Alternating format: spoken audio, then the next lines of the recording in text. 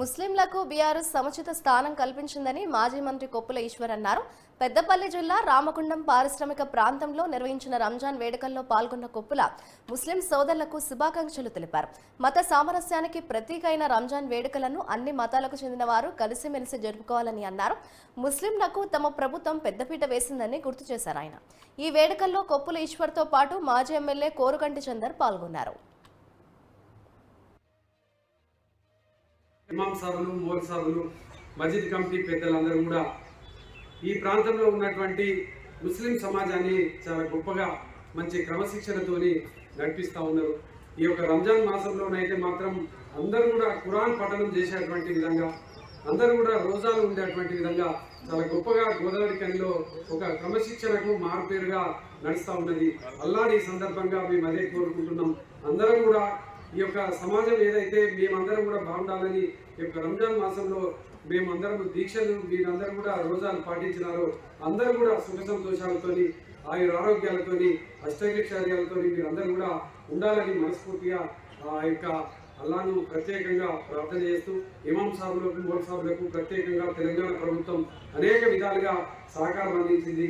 నన్ను మీరందరూ కూడా ఆశీర్వదించి ఎమ్మెల్యేగా గెలిపించిన తర్వాత 2 ఏళ్ల పాటు ఈ యొక్క కరోనా మహమ్మారితో ఇబ్బందుల పాలైనం అయినా కూడా ఈ ప్రాంతంలో ఉన్నటువంటి అనేక సమస్యలను పరిష్కారం చేసేటువంటి దిశగా పాటుపడ్డాం. ఇక్కడ ఒక 500 కోట్ల రూపాయలతో ఒక మెడికల్ కళాశాలను ఏర్పాటు చేయగలిగిన తప్పకుండా అభివృద్ధి అనేది కంటిన్యూ ప్రాసెస్. కేసీఆర్ గారు, కేటీఆర్ గారు ఒక 100 కోట్ల రూపాయలు ఇచ్చారు. ఆ 100 కోట్ల రూపాయలతో కూడా డెవలప్ ప్రాసెస్ అంతా కూడా జరుగుతూనే ఉంటుంది. ఇప్పుడు ప్రస్తుతం ఎమ్మెల్యే అయినటువంటి వాళ్ళు కూడా ఆ యొక్క కంటిన్యూస్ ప్రాసెస్ చేస్తూ ఉంటారు. అభివృద్ధి అనేది నిరంతరమైనటువంటి ప్రక్రియ. ఈ యొక్క మానవ సంబంధాలు కానీ మీ అందరికీ శుభాకాంక్షలు చెప్పడం అనేటువంటిది సమాజంలో ఒక గుర్తింపు ఉన్నటువంటి వారిగా మా అందరి యొక్క బాధ్యత. ముస్లిం సోదరులు, హిందూ సోదరులకు శుభాకాంక్షలు చెప్పడం వారి పండుగల సందర్భంలో ఇది ఒక ఆనవాయితీ.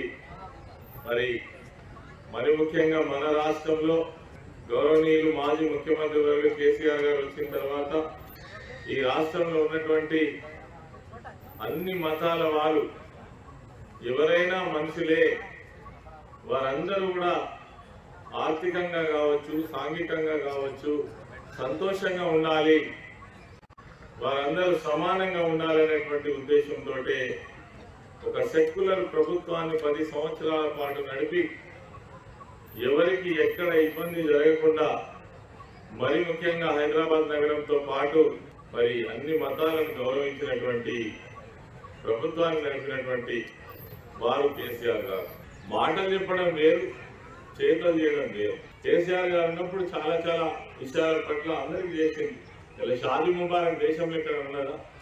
ఇమాం మౌజంలకు సాలరీ ఇచ్చేటువంటి సిస్టమ్ ఎక్కడైనా ఉన్నదా? నేను మొన్న 5 సంవత్సరాల పాటు